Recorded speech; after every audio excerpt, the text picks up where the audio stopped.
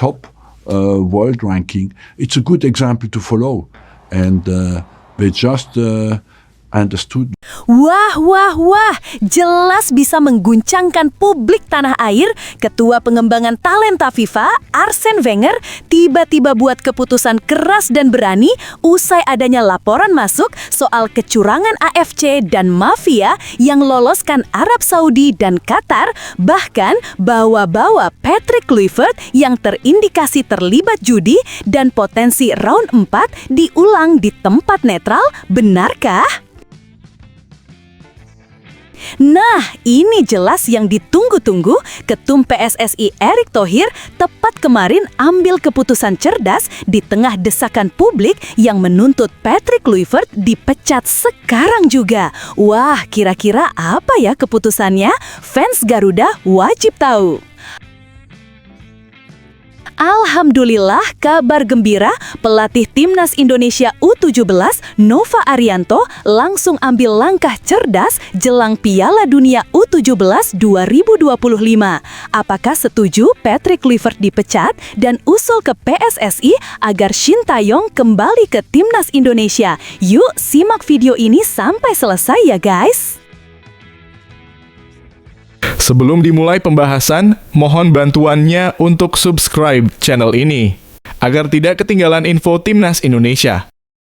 Dilansir dari situs web Fiksi Garuda tepat hari ini, sebuah pernyataan mengejutkan datang dari Kepala Pengembangan Sepak Bola Global FIFA, Arsene Wenger, yang mengungkapkan kemarahan mendalam atas terungkapnya dugaan besar tentang praktik mafia pengaturan skor di kualifikasi Piala Dunia 2026 zona Asia. Dalam konferensi pers yang diselenggarakan FIFA di markas besar mereka, Wenger mengungkapkan bahwa laporan-laporan yang masuk ke FIFA sangat mengejutkan dan membuka tabir gelap yang menyelimuti proses kualifikasi. "Saya tidak bercanda," tegas Wenger dalam pernyataannya yang penuh emosi. "Kami telah menerima laporan dari salah satu wasit FIFA yang sangat berintegritas, yaitu Abdurrahman Ibrahim Al-Jasim, yang mengungkapkan bahwa ada pengaturan skor dan manipulasi pertandingan yang merugikan tim-tim tertentu." Laporan dari Abdurrahman Ibrahim Al-Jasim, seorang wasit yang telah memimpin sejumlah laga internasional dengan integritas tinggi, sangat mengejutkan FIFA dan masyarakat sepak bola dunia. Al-Jasim, yang dikenal memiliki reputasi bersih dalam memimpin pertandingan, mengungkapkan bahwa ada tekanan dan manipulasi dari pihak-pihak tertentu yang ingin memastikan Arab Saudi dan Qatar berhasil lolos ke Piala Dunia 2026, bahkan jika itu berarti mengorbankan negara-negara lain. Apa yang terjadi di lapangan jauh dari yang kita harapkan dalam sepak bola yang bersih. Ini adalah skenario busuk yang sangat direncanakan, ujar Wenger dengan nada marah. Wenger menjelaskan bahwa laporan dari Al-Jasim mencakup pengaturan skor dalam beberapa laga penting, di antaranya pertandingan antara Indonesia versus Irak, Oman versus Qatar, serta sejumlah laga lainnya yang melibatkan UEA. Negara-negara ini menjadi korban dari sebuah skema yang sengaja dibentuk untuk memuluskan jalan bagi timnas Arab Saudi dan Qatar menuju Piala Dunia dengan cara yang sangat kontroversial. Tindak lanjut dari pengungkapan ini tidak akan dibiarkan begitu saja. Wenger menegaskan bahwa FIFA akan segera mengadakan sidang besar dengan Komite Disiplin FIFA untuk menyelidiki siapa saja yang terlibat dalam praktik mafia ini. Jika hasil investigasi menunjukkan adanya keterlibatan resmi dari pejabat-pejabat terkait dalam pengaturan pertandingan, maka FIFA akan membatalkan kelolosan Qatar dan Arab Saudi ke Piala Dunia 2026. Saya berjanji bahwa jika kecurangan ini terbukti, kelolosan mereka akan dibatalkan dan kualifikasi untuk babak keempat zona Asia akan diulang di tempat netral hanya dengan melibatkan Indonesia, Irak, UEA, dan Oman. Ini adalah langkah yang harus diambil demi menjaga integritas kompetisi internasional, ujar Wenger dengan tegas. Salah satu pengungkapan paling mengejutkan datang dari dugaan keterlibatan pelatih Timnas Indonesia, Patrick Kluivert, dalam praktik mafia judi yang terkait dengan pengaturan skor. Menurut laporan yang diterima FIFA, Kluivert diduga menerima 700 miliar rupiah dari bandar judi untuk sengaja mengalah dalam pertandingan Indonesia melawan Arab Saudi yang menyebabkan kekalahan Indonesia dalam pertandingan tersebut. Jika tuduhan ini terbukti, Kluivert dapat menghadapi konsekuensi yang sangat serius. Wenger menegaskan bahwa FIFA akan segera melakukan investigasi mendalam terhadap Kluivert. Jika terbukti terlibat dalam pengaturan skor atau mafia judi, Kluivert bisa saja dilarang beraktivitas dalam sepak bola seumur hidup, lisensi kepelatihannya dicabut, dan bahkan bisa diproses di pengadilan hukum internasional karena melakukan pembohongan publik dan merusak citra sepak bola global. Saya tidak habis pikir, bisa-bisanya nama besar seperti Patrick Kluivert bisa melakukan hal bodoh dan memalukan ini. Padahal, timnas Indonesia jelas sangat bisa mengalahkan Arab Saudi dan lolos ke Piala Dunia 2026. Ini adalah tuduhan yang sangat serius, dan jika terbukti benar, kami tidak akan ragu untuk mengambil langkah tegas kepada Patrick Kluivert, kata Wenger dengan nada amarah. Selain laporan dari Al Jasim, Wenger juga menyoroti dua kejadian penting yang melibatkan wasit Manning asal Cina. Manning yang memimpin laga Oman versus Qatar disebut sebagai salah satu wasit yang menjadi bagian dari skema pengaturan skor. Dalam pertandingan itu, pemain timnas Oman dilaporkan mengalami cedera parah akibat tackle keras dari pemain Qatar. Namun, wasit Manning sama sekali tidak memberikan kartu atau sanksi apapun. Ini adalah bukti nyata bahwa ada ketidakadilan yang jelas terlihat ketika seorang pemain mengalami cedera parah akibat tackle kasar dan wasit tidak memberikan tindakan yang tegas. Itu menunjukkan adanya masalah besar. Ini bukan hanya masalah teknis wasit, tapi juga soal integritas dan pengaruh pihak luar. Tak hanya itu, wasit Manning juga memimpin pertandingan antara Indonesia versus Irak, di mana pada laga tersebut, Kevin Dix, pemain timnas Indonesia, dilanggar keras di kotak penalti Irak, namun wasit tidak memberikan hadiah penalti. Wenger menilai bahwa tindakan wasit tersebut sangat merugikan tim Indonesia yang semakin memperjelas adanya pengaturan pertandingan yang sangat merusak integritas kompetisi. Sebagai penutup, Wenger juga mengucapkan terima kasih kepada supporter timnas Indonesia yang telah memberikan banyak informasi dan membantu mengungkapkan kasus pengaturan skor ini. Saya paham betul kekecewaan yang dirasakan supporter Indonesia. Mereka telah menaruh harapan tinggi kepada timnas mereka dan mimpi Piala Dunia 2026 seharusnya menjadi kenyataan, bukan sirna begitu saja karena kecurangan. Wenger berjanji bahwa FIFA akan bekerja keras untuk memastikan hukuman yang pantas diberikan kepada pihak-pihak yang terlibat dalam praktik mafia sepak bola ini. Ia menambahkan bahwa timnas Indonesia bersama dengan timnas Oman, Irak, dan UEA akan memiliki peluang baru untuk bertanding di kualifikasi ulang yang akan digelar di tempat netral tanpa kehadiran Arab Saudi dan Qatar. Sementara itu, timnas UEA, Oman, dan Irak juga telah menyatakan solidaritas mereka dengan Indonesia, dan beberapa pejabat sepak bola dari negara-negara tersebut berjanji untuk mendukung penuh proses investigasi yang akan dilakukan oleh FIFA. Di sisi lain, Qatar dan Arab Saudi belum memberikan komentar resmi terkait tuduhan ini. Namun, beberapa media Arab melaporkan bahwa mereka akan membela diri dan meminta bukti-bukti yang sahih sebelum mengambil langkah lebih lanjut. Kedepan, keputusan FIFA akan menjadi titik penentu apakah kualifikasi Piala Dunia 2026 zona Asia akan tetap berlangsung sesuai dengan jadwal atau akan mengalami perubahan besar. Jika bukti pengaturan skor dan mafia sepak bola ini terbukti, ini akan menjadi salah satu skandal terbesar dalam sejarah sepak bola internasional yang akan mengubah cara kualifikasi Piala Dunia dilakukan di masa yang akan datang. Namun, satu hal yang pasti, dunia sepak bola harus menunggu dengan cemas karena keputusan yang diambil FIFA kali ini akan menentukan masa depan dan reputasi banyak pihak yang terlibat dalam skandal ini. Api tunggu, benarkah kabar tersebut? Simak hasil penelusuran admin di akhir video ini ya guys. Timnas Arab Saudi dan Qatar menjadi dua negara terbaru dari Asia yang memastikan langkah ke Piala Dunia 2026 di Amerika Utara.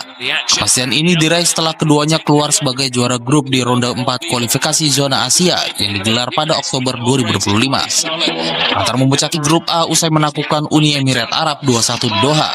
Sementara Arab Saudi mengamankan puncak grup B setelah bermain imbang 0-0 kontra Irak dan menang dramatis 3-2 atas Indonesia. Dengan hasil ini, keduanya menyusul Jepang, Iran, Korea Selatan, Uzbekistan, Yordania, dan Australia yang sudah lebih dulu lolos. Namun kelolosan kedua tim tak lepas dari sorotan tajam. Penunjukan Arab Saudi dan Qatar sebagai tuan rumah sentralisasi babak keempat dinilai memberikan keuntungan besar bagi mereka. Sejumlah penggemar dan federasi menilai keputusan AFC tersebut tidak transparan dan berpotensi mengganggu fair play kompetisi. Meski diwarnai kontroversi, performa impresif kedua tim di lapangan tetap tak terbantahkan. Qatar dan Arab Saudi kini siap membawa bendera Asia bersaing di panggung terbesar sepak bola dunia. Namun di balik kelolosan mereka ada satu momen yang menyita perhatian, yaitu tumbangnya pelatih Qatar, Julen Lopetegui, di pinggir lapangan. Pelatih asal Spanyol itu terjatuh saat terkena bola hasil sepakan anak asuhnya Asim Madibo saat membuang bola yang tengah dibawa pemain Uni Emirat Arab, Ali Saleh. Asim Madibo yang tahu melakukan kesalahan langsung mencoba membangunkan mantan pelatih Real Madrid tersebut. Sang pelatih pun langsung terbangun, namun wajahnya terlihat merah. Di balik kelolosan Qatar, selain momen tumbangnya sang pelatih yang menyita perhatian, kisruh juga turut mewarnai duel panas tersebut. Dipicu oleh selebrasi gol pertama Qatar oleh Boualem Kouki yang dinilai provokatif, memancing kemarahan para supporter dengan melakukan pelemparan ke dalam lapangan. Situasi bahkan makin tidak terkendali ketika sejumlah supporter mencoba menerobos masuk ke dalam lapangan. Pertandingan pun sempat terhenti sebelum akhirnya kembali dilanjutkan. Tak mau menyia-nyiakan waktu, skuad timnas Garuda U17 terus mematangkan persiapan untuk tampil di Piala Dunia U17 2025 Qatar bulan November mendatang. Salah satu persiapan yang digelar dengan menjalani sesi latihan di Stadion Madia, Komplek Gelora Bung Karno Senayan. Fokus utama latihan adalah peningkatan taktik dan mental bertanding, mengingat timnas Garuda United akan berhadapan dengan tim kuat macam Brazil, Honduras, dan Zambia. Saya minta secara mental, secara psikologi pemain harus lebih siap karena Brasil oke di senior, tapi di level-level usia yang di usia 17 saya pikir sama, tinggal masalah mental, masalah fisik dan disiplin yang akan menjadi situasi yang berbeda. Setelah latihan di Jakarta, timnas U17 dijadwalkan menjalani pemusatan latihan di Dubai mulai 17 Oktober 2025. Selama di sana, Garuda United akan melakoni 3 laga uji coba internasional menghadapi Paraguay pada 25 Oktober, Afrika Selatan 27 Oktober, dan Panama 29 Oktober 2025. Laga uji coba menjadi kesempatan bagi pelatih untuk menentukan 21 pemain final yang akan dibawa ke Qatar. Saat ini terdapat 26 pemain dalam skuad, termasuk beberapa pemain yang berkarir di luar negeri dan baru akan bergabung di Dubai. Skuad final akan secepatnya mungkin setelah kami beruji coba di Dubai. Setelah itu kita akan rujukan pemain karena saat ini mereka ada 26 pemain dan hanya 21 pemain yang akan kita bawa ke. Timnas Indonesia U17 dijadwalkan terbang ke Qatar pada 1 November 2025. Pada laga perdana Piala Dunia U17, Indonesia akan menghadapi Zambia pada 4 November sebelum melanjutkan pertandingan melawan Brazil dan Honduras di fase grup. Dalam perhelatan ini, skuad Garuda United ditargetkan mampu tampil kompetitif dan mencatat sejarah baru di ajang dunia. Untuk latihan hari ini sih kita fokus taktikal ya untuk mempersiapkan tim ini menuju Piala Dunia nanti, biar kita maksimal menghadapi 3 pertandingan di babak grup dan bisa memenuhi target buat lolos grup. Apalagi kalian sudah berkorban jauh dari keluarga, sekolah, 2 tahun persiapan. Kalian bisa membuktikan bahwa kalian lolos secara kualifikasi total. Dan ini tentu hal yang positif. Ketika senior di atas kalian membuang dulu, tim senior juga berjibaku tak belum maksimal.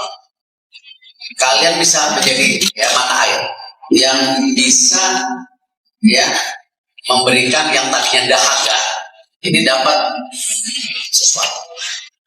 Jadi saya berharap siap lawan Brazil, kalau bilang siapa tahu seri.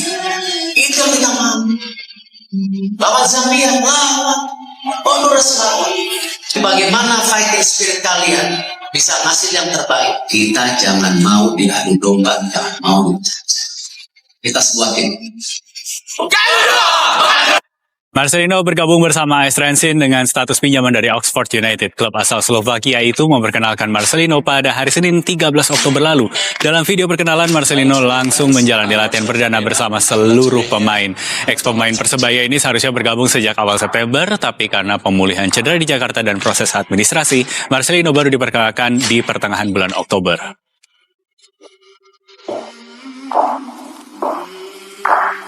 I feel grateful actually, and then I feel blessed at the same time, and then I can't wait to see all the player here, like everyone, and then can't wait to training with them, playing with the team, and I can't wait to see the supporters as well. So yeah, I know Trenčín, I heard before a lot, because my teammate from Indonesia also playing here, Witan, if you know. So I heard a lot about Trenčín because of him as well. And then when I coming here and I signed with Trenčín, this is really good move. They give opportunity with a young player. They play with a young team as well. I also young, so I need to play. I need to get some minute to improve myself, to develop myself as well. So my strength with the ball, with my brain as well, my own, and then my team, because of course I have my own goals. Is I just want to develop my career here.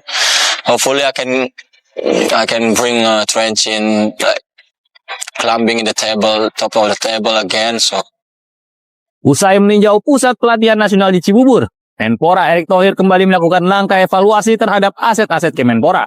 Kali ini, Erick menyambangi kompleks P3 Zone Hambalang di Kabupaten Bogor yang selama ini diketahui terbengkalai dan dipenuhi semak belukar. Menpora Erick berkeliling melihat kondisi gedung dan fasilitas yang sudah lama tak terurus. Bahkan untuk melihat lapangan sepak bola, dirinya harus menembus semak setinggi 1 hingga 2 meter. Erick menegaskan peninjauan ini merupakan bagian dari upaya evaluasi dan optimalisasi aset Kemenpora agar kedepannya dapat digunakan secara efektif untuk pembinaan olahraga nasional. Usai peninjauan, Menpora Erick menggelar rapat kecil bersama sejumlah pihak terkait, termasuk Kemenko Infrastruktur, Kemenpu, serta pihak pelaksana proyek. Langkah evaluasi ini diharapkan dapat menjadi titik awal revitalisasi P3 Zone Hambalang, agar kembali berfungsi sebagai sentra pembinaan olahraga nasional yang modern dan produktif. Selain mengusung misi kebangkitan, laga nanti tentu menjadi sangat krusial bagi Madura United. Pasalnya, Madura United kini berada di bayang-bayang zona merah setelah belum pernah menang dalam 5 laga terakhirnya. Namun berbekal waktu istirahat yang lebih panjang saat jeda internasional pekan kemarin, dimanfaatkan baik oleh pelatih Alfredo Pera untuk perbaiki kondisi tim dan mental pemainnya untuk bisa keluar dari tren negatif. Dihadapkan dengan misi yang sama dan ditambah catatan rekor pertemuan kedua tim yang relatif seimbang, laga nanti diprediksi akan berjalan ketat dan menarik. Untuk itu, siapa yang lebih layak meraih kemenangan? Turnamen mini soccer antar media paling bergengsi di tanah air, Mandiri Media Cup 2025, siap kembali digelar pada 28 hingga 30 Oktober 2025 di Cibis Park, Jakarta Selatan. Memasuki edisi keempat, ajang ini menghadirkan kompetisi yang semakin besar dengan 16 tim jurnalis dari berbagai media nasional yang siap bersaing untuk menjadi yang terbaik. Tahun ini Mandiri Media Cup 2025 mengusung tema Rise Beyond Limit, sebuah semangat untuk terus melampaui batas, baik di dalam maupun di luar lapangan.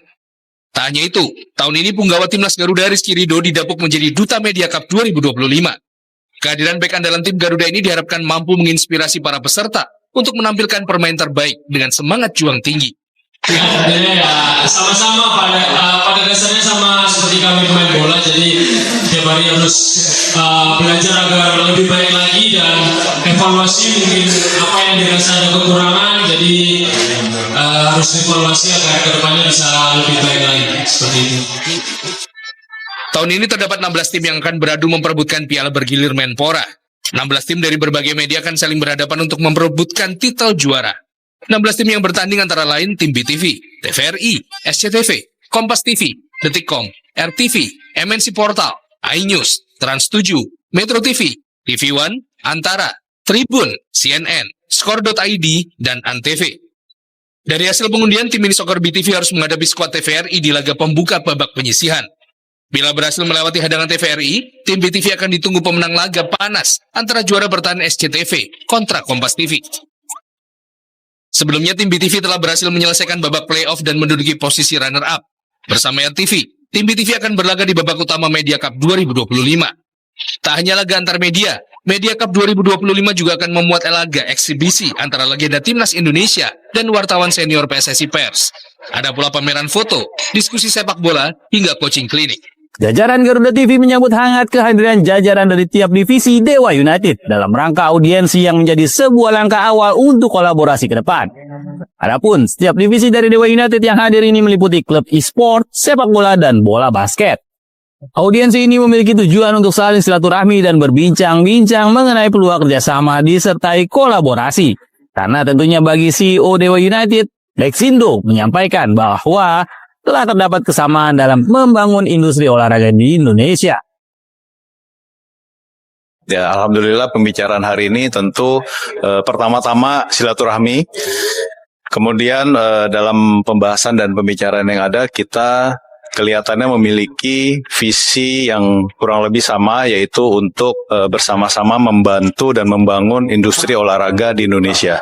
Ya, kedepannya akan seperti apa tentu akan menjadi pembahasan berikutnya, tapi yang pasti pertemuan ini bukan yang terakhir. Ini kita awal mula berkenalan, mencari titik temu, dan mulai memikirkan kolaborasi dan kerjasama apa yang... Setelah ditelusuri oleh admin, berita pertama tadi hanya karangan ya guys. Tujuannya untuk edukasi penonton karena mulai marak berita karangan yang menyebar di YouTube. Penulis juga sudah memperingatkan agar hati-hati sebelum menyebarkan video ke seluruh manusia.